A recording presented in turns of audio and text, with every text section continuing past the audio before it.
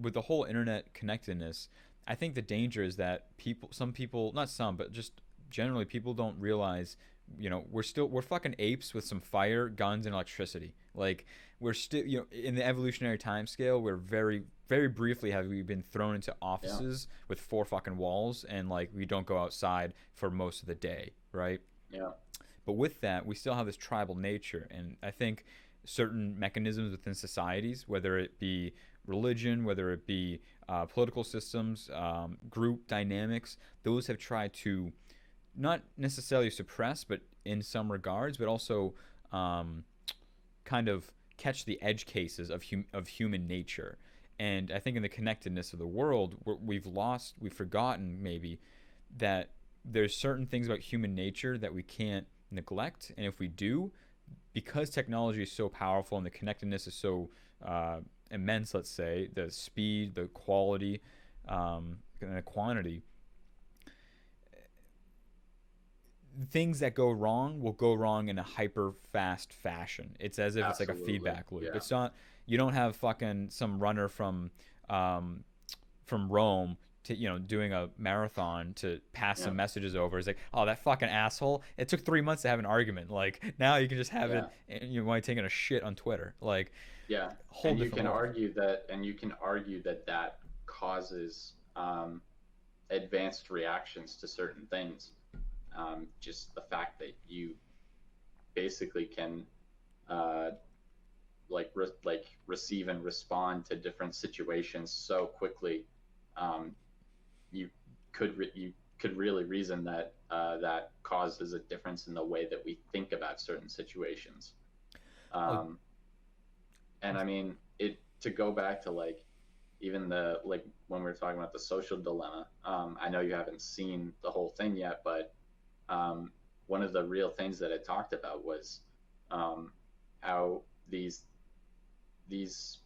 apps and the network of connectivity that we're all plugged into is really designed to prey on our basic instincts, our monkey brain, to basically satisfy that stimulus. We want that stimulus, and these apps and social networks are designed to give us that stimulus as much as possible, um, to make us better customers. I mean, or better products, essentially, because the whole documentary was really showcasing like how like human beings are the product being sold by these apps. You know, if you where didn't pay, we're there to advertise to.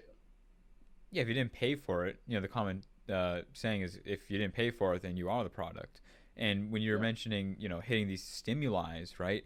That's hedonic in nature, philosophically, right? It's just you're hitting these pleasurable senses, and not necessarily like people are themselves, but I think unknowingly to some extent, and they're being abused by certain business kind of models.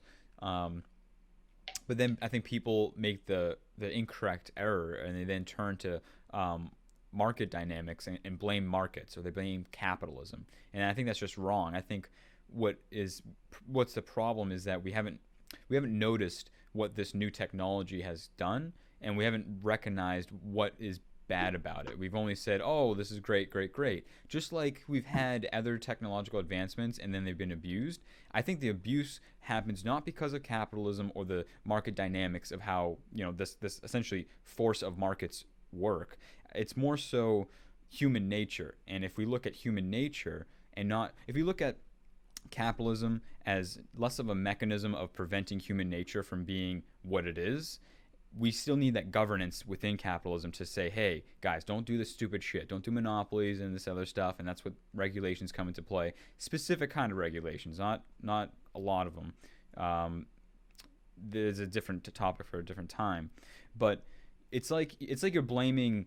Let's say you're riding a bike. It's like you're blaming the bike from getting you from point A to point B if someone beats you over the head with it. It's like, oh, well, I mean, is it the bike's fault that you did that, or is it the person who grabbed the bike and then used it as a weapon? So, to me, I think that the hatred that I've seen, at least where I'm around from, and I don't know if you've seen the same, Greer, where it's like they're trying to go back to this utopic vision is so dangerous because if you look at, like, for instance, China with the Uyghur population, the Muslim minority population in China, they're going onto trains, they're getting sterilized, they're going to concentration camps. Exactly what people have said never again is happening right now, and it's being enabled by technology. They have facial recognition towers in these villages, and they say, hey, if you leave this village, like, we're gonna fucking take all the men in your family, replace them with communist conformants or informants or whatnot, and they'll rape the mother, and they'll beat the fucking children. And people have come out and escaped and have found that. But the thing is, China's doing this right now, and they're using technology to do it at such a massive scale.